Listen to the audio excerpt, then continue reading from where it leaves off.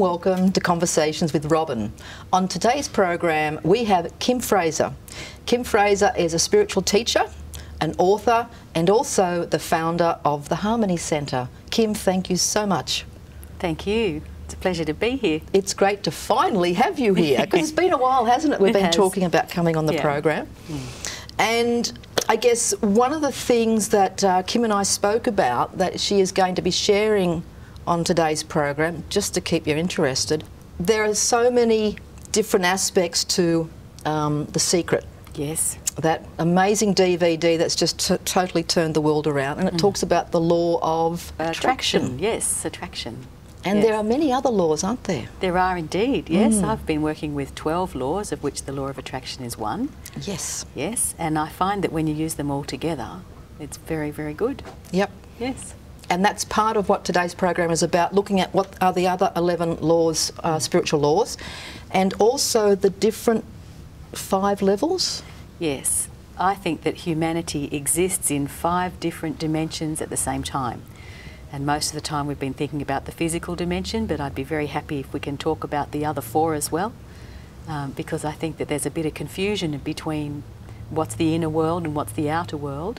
And whereas the outer world, which is the physical world, it's pretty obvious what that is. The inner world can be a bit mysterious, so we'll try and demystify it a little bit today. Absolutely we will. So that's a taste of what it's about. Firstly though, just encapsulate, what is it that you do now before we find out about your journey? I'm primarily a teacher now, a spiritual teacher, and basically my job, as I see it, is to try and help people lead the most magnificent life they can. So to be happier, to feel peace, to have good relationships, to live an abundant life, and to have a real sense that they're connected to something much greater than themselves. And I think that every person's born with a destiny that's pretty tremendous, and so I feel like it's my job to help them get there. Wow. Yeah. So it's a good job. It's a very good job. And along the way you've also written 2 books. The first one was? Ignite Your Spirit, the pink one, was the first book, and that's about one of the dimensions, the energy field, and all about chakras and the aura and the meridians that join it all together. And I tried to write something that could be regarded as a complex subject in a very simple way and in a humorous way, so people can digest it very easily and quickly. Okay, and then? Child of God was written the following year, and that one's about another of the dimensions, which we call the astral field, or the dimension of the mind. And this is a book that can tell you how to control your own thoughts, how to change them, how to work on your mind instead of trying to work within the mind. And it leads to very rapid change in your life. Okay. You got a 3rd book happening? I do. I'm in the process of finishing Dimensions of Wealth, which is a book that teaches people about natural manifesting.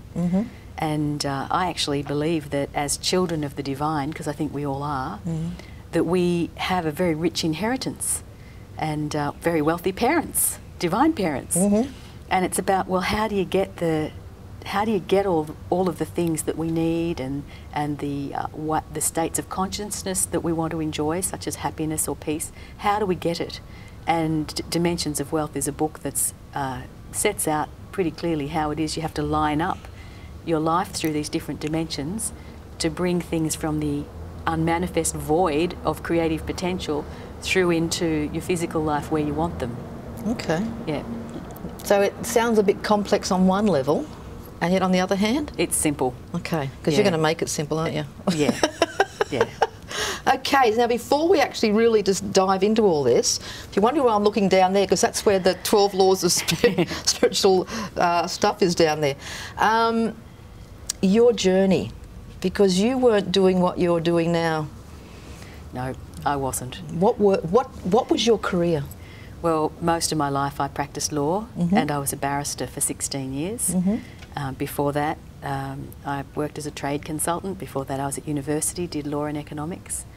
Before that, school like everybody else, and Catholicism really was my first spiritual experience. Okay, so you were brought up in a fairly staunch Catholic family? Yeah, my parents were both practicing Catholics, and I went to church with them every Sunday.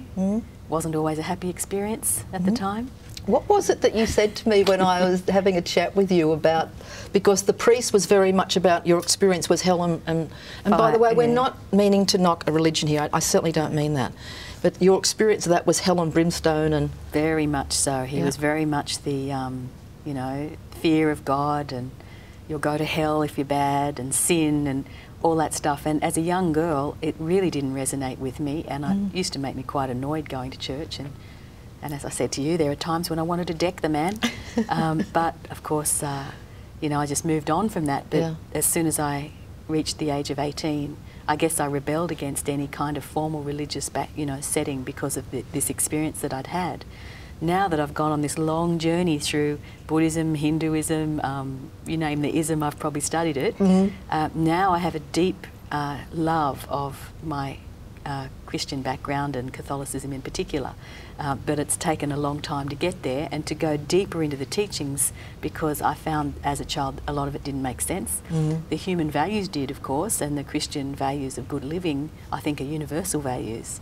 But some of the more esoteric parts of the religion just flummoxed me. But having learnt with teachers in other traditions, I've now been able to look at those things in a different light and understand them in a whole different way. But to do that, I had to learn about these other dimensions that we exist in, because without that other knowledge, the teachings were simply, to me, incomprehensible. Okay. And I remember also that you did say also as a child that you sometimes felt you had to make up sins. Oh, yes. Yeah. Do you want to share a bit of that? Because that's fairly common, I'm starting to understand. Well, just as a child, we had to go to confession every week in primary school. I mean, how bad can an 8-year-old be, you know? So I used to just make things up just to have something to say because I was afraid I'd get into trouble if I didn't have any sins to admit to. So I just... Isn't that interesting, though? Just used to say whatever popped into my head, really. Gosh. Yeah. So you went through uni? Yeah. And did your studies towards moving into a law career? That's right. I'd like to share a little bit about how was, you know, Barrister Kim, Lawyer Kim? I loved it. Had a great time, really enjoyed the legal profession. I married another barrister. We had a beautiful child, Rachel, who's almost 17 years old now. But unfortunately, it was our divorce that really brought me to a different stage in my evolution. Divorce was something that I never thought would happen to me, and it really did bring my world crashing in on me in just about every way conceivable. And people who've been through divorce, I'm sure, will know what I'm talking about. It's not just the emotional thing, it's the financial thing, the insecurity, the how could this have been different, the regret, the pain, whatever it is. And I really felt like I didn't have any tools to help me through it that would work sufficiently, because I felt pretty bad at that time.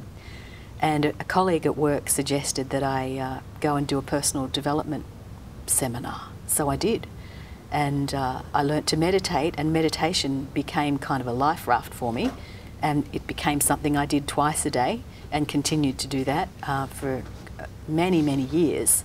And meditation has continued to be pretty much a daily practice ever since. And you know, whereas it used to be for stress release, which it still is, but it's now turned into this amazing sort of divine experience of bliss and sometimes even ecstatic divine experience, which again, it's not something I ever expected to happen, but boy, it's good. Yeah. Well, on that note, we'll go for a break and we'll come back and find out more about Kim's journey. Stay with us.